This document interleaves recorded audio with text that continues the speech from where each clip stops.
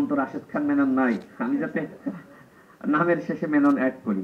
আসলে আমার যখন প্রাইমারি স্কুলে পড়ি তখন কাকতালীয় ভাবে নামের শেষে মেনন অ্যাড হয়ে গিয়েছিল। তো আমি যখন হাই স্কুলে ভর্তি হই তখন আমার বন্ধুরা আমাকে এই মেনন শব্দ ব্যবহার করে এক ধরনের কটূক্তি করতো, মানে এক ধরনের মানে হাসি ঠাট্টা করতো। আমি পরবর্তীতে মেনন শব্দ বাদ দিয়ে দিই, এখন আর অ্যাড করার কোনো সুযোগ নাই। ধন্যবাদ এনডিএম কে, অসংখ্য ধন্যবাদ। তারা রাষ্ট্র সংস্কারের যে প্রস্তাবনা রেডি করেছে। আমরা 2018 সালে যে কোটা সংস্কার আন্দোলন, সেই আন্দোলন সফল করার পরেই আমরা একটা স্লোগান শুরু করেছিলাম যে এখন রাষ্ট্র সংস্কার করতে হবে, এবং সেই রাষ্ট্র সংস্কারের পথে এখনো পর্যন্ত আমাদের যে সংগ্রাম, সেই সংগ্রাম আমরা চালিয়ে যাচ্ছি। এনডিএম যে প্রপোজাল দিয়েছে, ভেরি গুড, অত্যন্ত চমৎকার প্রপোজাল। এখানে একদম শেষের এখানে কিছু ছবি অ্যাড করেছে। তো শেষের যে দ্বিতীয় ছবিটা যদি দেখেন আপনারা, এখানে আমাদের ববি হাজ্জাজ, মমিনুল ভাই, আমার পাশে আমার প্রিয় মঞ্জু ভাই, এবং মঞ্জু ভাইয়ের পাশেই আমি, রাশেদ খান, যারা আছেন দেখতে পারেন।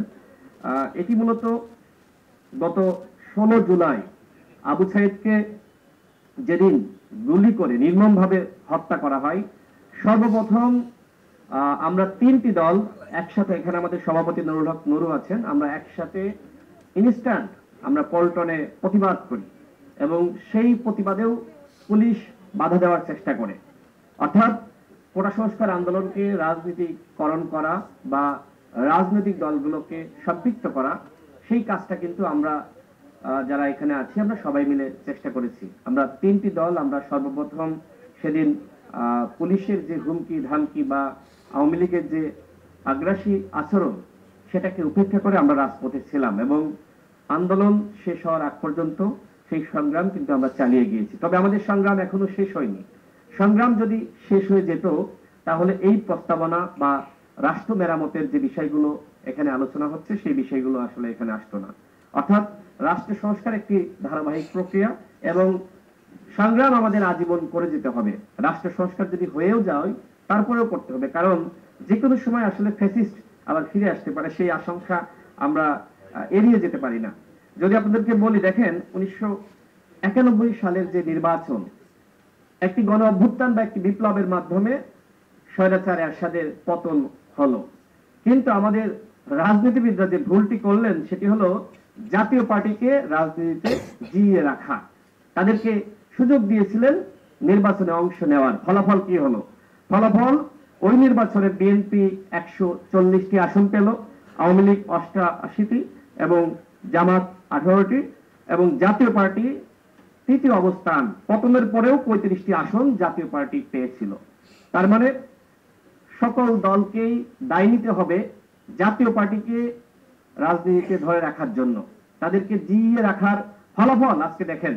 এই জাতীয় পার্টি আমাদের রাজনীতি কিভাবে নষ্ট করেছে, কিভাবে রাজনীতিকে এবং নেতাদেরকে বিক্রি করেছে। সুতরাং এইবার যদি আমরা একই ভুল করি, আমরা যতই প্রস্তাবনা দিই, চমৎকার একটি প্রস্তাবনা তারা দিয়েছে, অনেক ভেরি রিচ, অনেক কিছু এখানে আছে, যা যা আমরা চাই, আমাদের অন্তর্বর্তীকালীন সরকার যা করতে চাই, আমরা যা চাই, আমাদের মনের আকাঙ্ক্ষা এনডিএম এই বইয়ের মাধ্যমে তুলে ধরেছে। কিন্তু এই আকাঙ্ক্ষা ব্যর্থ হবে যদি এইবার আমরা সঠিক সিদ্ধান্ত না নিতে পারি। এইবার আওয়ামী লীগকে কোনোভাবেই জাতীয় পার্টির মতন সুযোগ দেওয়া যাবে না। একটি গণ অভ্যুত্থান, গণবিপ্লব, গণহত্যার পরে কোনো দল রাজনীতি করতে পারে না। সেই বিষয়ে এই সরকারকে সিদ্ধান্ত নিতে হবে। সরকার দায়িত্বে রয়েছে।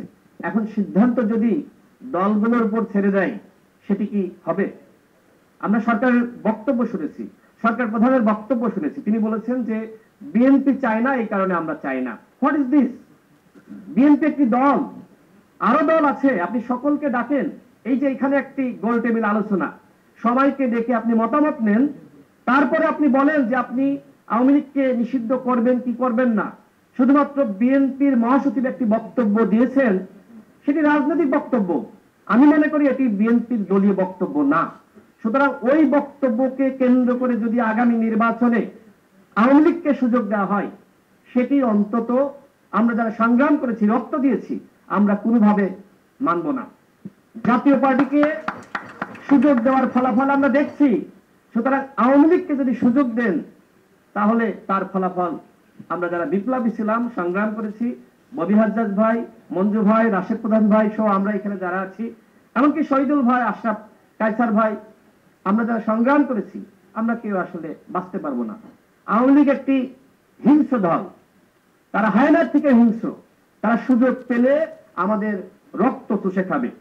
সুতরাং আমাদেরকে সিদ্ধান্ত নিতে হবে, আওয়ামী লীগ জাতীয় পার্টি সহ যারা গণহত্যাকারী এবং গণহত্যার দোষর তাদের বিষয়ে রাজনৈতিক নেতৃবৃন্দকে সিদ্ধান্ত নিতে হবে, বিএনপিকে সিদ্ধান্ত নিতে হবে, জামাতকে সিদ্ধান্ত নিতে হবে, স্পষ্ট বক্তব্য দিতে হবে যে আপনারা কাদেরকে নির্বাচনে চান আর কাদেরকে চান না, আগামীতে কারা ইলেকশনে অংশ নিতে পারবে আর কারা পারবে না।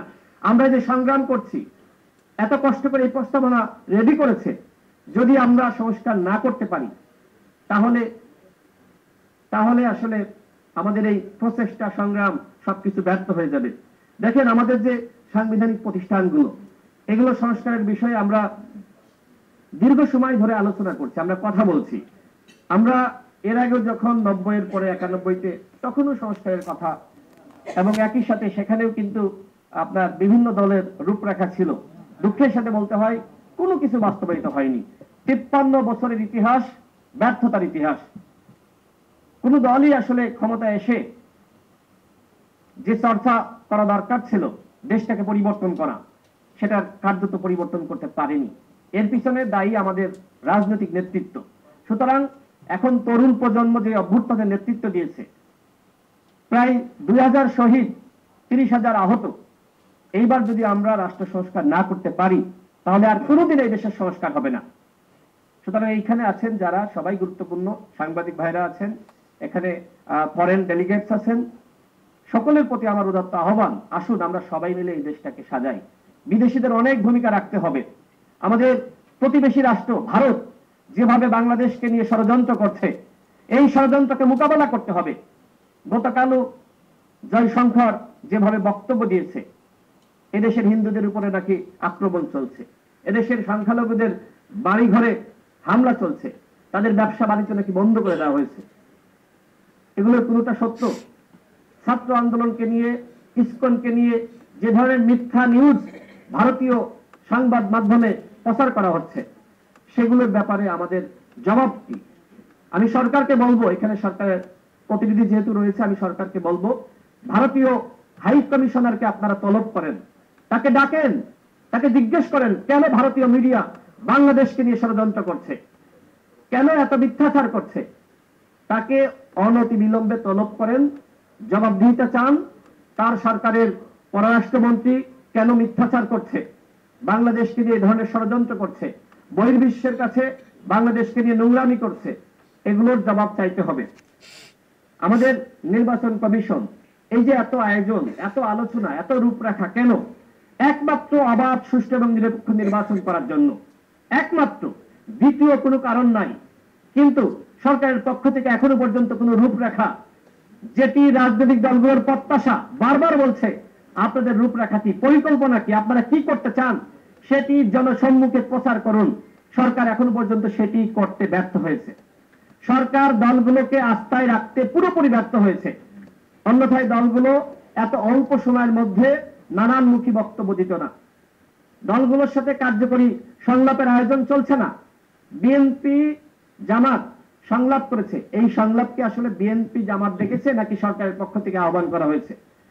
এখানে রাশেদ প্রধান আছেন, এখানে মঞ্জু ভাই আছেন, অন্য দলগুলোকে আপনারা কেন ডাকলেন না? যদি আপনারা ডেকে থাকেন, আপনারা সকল দলকে ডাকেন। অন্যথায় দলগুলো যদি স্বেচ্ছা আপনাদের কাছে যায়, তাহলে আপনাদের দায়িত্বটা কি? আপনাদেরকে দলগুলোর কাছ থেকে ফরমালি সহযোগিতা চাইতে হবে। আমরা রাজনৈতিক দলগুলো আপনাদের সহযোগিতা করার জন্য প্রস্তুত রয়েছি। আপনারা দলগুলো সহযোগিতা নেবেন কিনা সেটি ভাববার বিষয় আপনাদের। দলগুলোর সহযোগিতা ছাড়া রাষ্ট্র সংস্কার করা অত্যন্ত কঠিন হবে। আমি শেষ করব, তার আগে যেটি বলতে চাই, আমাদের এখানে আলোচনা এসেছে উচ্চ পক্ষ এবং নিম্ন পক্ষ, যেটি নিয়ে আমরা যারা যুগপৎ আন্দোলন করেছি, সেই যুগপৎ আন্দোলনকারী দলগুলোর একটি প্রস্তাবনা 31 দফা, সেখানেও কিন্তু উচ্চ পক্ষ, নিম্ন পক্ষ এবং নির্বাচনটা কিভাবে হবে, আগামী রাষ্ট্র কিভাবে আমরা বিনির্মাণ করব, দলগুলোর ভূমিকা কি হবে, জনগণকে কিভাবে সম্পৃক্ত করা হবে, বিস্তারিত সেখানে আছে। তারপরেও আমরা দেখেছি যে এখানে সংখ্যানুপাতিক নির্বাচনের আলোচনা এসেছে। আমাদের দল গণ অধিকার পরিষদের পক্ষ থেকে আমরা যেটি বলেছি যে বর্তমান যে সিস্টেমে ইলেকশন হয় এই সিস্টেমে নিম্নকক্ষে নির্বাচন এবং রাজনৈতিক দলগুলো যে পরিমাণ ভোট পায় সেই আনুপাতিক হারে উচ্চকক্ষে প্রতিনিধি নির্বাচন করা, অর্থাৎ উচ্চকক্ষে সংখ্যানুপাতিক সিস্টেমটা চালু করা। যদি সবাই চায় সেটি বাস্তবায়িত হতে পারে। প্রবাসীদের ভোট নিয়ে এখানে আমাদের নাদিয়া আপা সম্ভবত তিনি বলেছেন, দেখেন এই অভ্যুত্থানে প্রবাসীদের অন্যতম ভূমিকা, গুরুত্বপূর্ণ ভূমিকা, যেভাবে রেমিটেন্স শাটডাউন করেছিল। সুতরাং আগামী যে ইলেকশন হবে সেখানে প্রবাসীদের ভোটাধিকার এবং একই সাথে প্রবাসীরা চাইলে নির্বাচনে অংশ নিতে পারবে সেই আইন তৈরি করতে হবে। এই আইন যদি সরকার করতে পারে তাহলে সরকারের জন্য অত্যন্ত লাভজনক হবে। দেশের জনগণ এটি চায়। আমরা চাই বিচার বিভাগকে স্বাধীন করা, স্বতন্ত্র করা। সেজন্য একটি আলাদা সচিবালয়, যদি আমরা একটি আলাদা সচিবালয় করতে পারি তাহলে বিচার বিভাগটা স্বাধীন হয়ে যাবে। বিচার বিভাগটা স্বাধীন না হলে এই রাষ্ট্রের কোনো পরিবর্তন হবে না। দুদক একটি গুরুত্বপূর্ণ প্রতিষ্ঠান। আমরা দেখেছি যখন যে সরকার ক্ষমতা এসেছে দুদককে নিজেদের প্রতিষ্ঠানের মতন করে বা দলীয় প্রতিষ্ঠান হিসেবে ব্যবহার করেছে। দুদককে একটি স্বাধীন প্রতিষ্ঠান হিসেবে ব্যবহার করতে হবে। আগামী নির্বাচনে কোনো দুর্নীতিবাজ, লোপাট, অর্থ পাচারকারী ইলেকশনে অংশ নিতে পারবে না। দুদকের মাধ্যমে সেই সিদ্ধান্ত নিতে হবে। এই যে আওয়ামী লীগের যারা অর্থ পাচারকারী ছিল, আওয়ামী লীগের যারা লুটেরা ছিল, দুদকের মাধ্যমে তাদেরকে কেন পাকড়াও করা হচ্ছে না? আওয়ামী লীগের কয়জন এমপির ব্যাংক হিসাব জব্দ করা হয়েছে, আওয়ামী লীগের কয়জন মন্ত্রীর ব্যাংক হিসাব জব্দ করা হয়েছে, কয়জনকে দুদকে তলব করা হয়েছে? দুদককে একটি কার্যকরী প্রতিষ্ঠান হিসেবে আমাদের গড়ে তুলতে হবে। পুলিশের বিষয়ে এখানে আলোচনা এসেছে। পুলিশকে সবসময় দলীয় প্রতিষ্ঠান হিসেবে ব্যবহার করা হয়েছে। এইবার পুলিশের সংস্কার করা জরুরি। দেখেন সরাসরি গুলি চালিয়েছে পুলিশ এবং র্যাব, কিন্তু পুলিশ এবং র্যাবের কয়জনকে গ্রেপ্তার করা হয়েছে? আমরা বিভিন্ন মাধ্যম থেকে শুনেছি যে পুলিশের নামে মামলা নেওয়া যাবে না, পুলিশকে গ্রেপ্তার করা যাবে না, পুলিশ এবং র্যাবকে যদি গ্রেপ্তার করা হয় তাহলে সরকার রাষ্ট্র চালাতে পারবে না। এই ধরনের একটি আলোচনা রয়েছে। আমরা সরকারকে বলবো পুলিশ সরাসরি গুলি চালিয়েছে, এই পুলিশ যারা হত্যা করেছে তাদেরকে ধরে ধরে মামলা দিতে হবে এবং গ্রেপ্তার করতে হবে, তাদেরকে কোনো ছাড় দেওয়া যাবে না। আমরা গত 15 বছরে দেখেছি পুলিশকে কিভাবে দলীয়করণ করা হয়েছে, ছাত্রলীগ যুবলীগকে পুলিশে নিয়োগ দেওয়া হয়েছে। সুতরাং তাদেরকে চাকরিচ্যুত করতে হবে। বিশেষ করে আমরা যখন বিশ্ববিদ্যালয়ে দেখেছি ছাত্রলীগের ক্যাডাররা গোয়েন্দা সংস্থা NSI সেখানে নিয়োগ পেয়েছে। এই গোয়েন্দা সংস্থা কি করছে? চট্টগ্রাম আদালতে যে ঘটনা ঘটলো এটি কি গোয়েন্দা সংস্থা জানতো না? তারা কি করেছে? আমাদের শিক্ষার্থীরা একের পর এক আন্দোলন করছে। কি দাবিতে আন্দোলন করছে আমরা কেউ জানি? এগুলো আওয়ামী লীগ করাচ্ছে। সুতরাং আমাদের সকলকে সাবধান এবং সতর্ক থাকতে হবে। আওয়ামী লীগকে আগামী নির্বাচনে কোনো সুযোগ দেওয়া যাবে না। গণহত্যাকারী দল হিসেবে আওয়ামী লীগকে নিষিদ্ধ করতে হবে। এখানে আমির খসরু মাহমুদ চৌধুরী এসেছেন। আমরা বিএনপির সাথে যারা যুগপৎ আন্দোলনে ছিলাম, তিনি আমাদের লিয়াজু কমিটির প্রধান।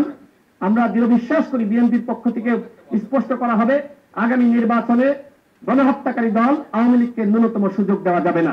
জাতীয় পার্টি সহ যারা দোষর ছিল তাদেরকে ন্যূনতম সুযোগ দেওয়া যাবে না। এই বিষয়ে আমাদের রাজনৈতিক ঐক্যমত দরকার। সর্বশেষ বলবো, এই মুহূর্তে যেভাবে আমরা যারা বিরোধী দল ছিলাম, আমরা যারা একসাথে হাসিনার বিরুদ্ধে লড়াই করেছি, তাদের যে ঐক্য সেটি তছনছ হয়ে গেছে। আমাদের বক্তব্য, কথা, কাজকর্ম কোনো কিছুতে এখন আর মিল নাই। আমরা প্রত্যেকে নিজস্ব দলীয় এজেন্ডা বাস্তবায়নে আমরা কাজ করছি। এটি খুবই সত্য, নির্মম সত্য। সুতরাং এখন আবার জাতীয় ঐক্য সংহতির কথা আসছে। জাতীয় ঐক্য এবং সংহতি যদি আপনি প্রতিষ্ঠা করতে চান তাহলে সবার অংশীদারিত্বে সরকার লাগবে। আপনি 10 জনকে বাদ দিয়ে একজনকে নিয়ে সরকার গঠন করলেন, একটি অংশীদারকে নিয়ে, আর আপনি যদি বলেন যে জাতীয় ঐক্য এবং সংহতির সরকার, জাতীয় ঐক্যমতের সরকার, সেটি সম্ভবপর নয়। প্রকৃতপক্ষে যদি জাতীয় ঐক্য এবং সংহতি প্রতিষ্ঠা করতে চান তাহলে আসুন জাতীয় ঐক্যমতের সরকার, সবার অংশীদারিত্বের সরকার আমরা গঠন করি। আমি এই বলে এবং NDM কে তারা দারুণ একটি প্রস্তাবনা দিয়েছে, আশা করি সরকার এটি গ্রহণ করবে। সরকার এটি গ্রহণ করলে রাষ্ট্র সংস্কার সহজে করা সম্ভবপর হবে। সবাইকে গণ অধিকার পরিষদের পক্ষ থেকে শুভেচ্ছা। আসসালামু আলাইকুম।